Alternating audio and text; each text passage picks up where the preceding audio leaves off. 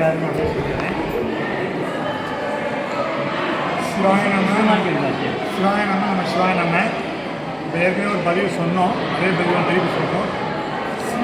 சிவத்தொண்டு சேரணும் அத்தனை பேருக்கு சொல்லுவோம். அடியாருக்கு சிவத்தொண்டு மிகப்பெரிய சிவத்தொண்டு.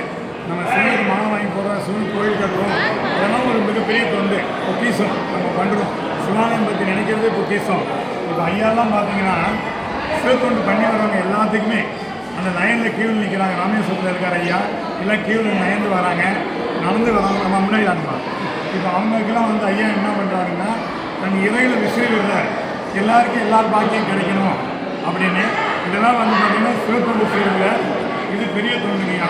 நீங்கள் கோயிலில் போய் ஆசைப்படுங்க. என்ன ஆசைப்படுறீங்க?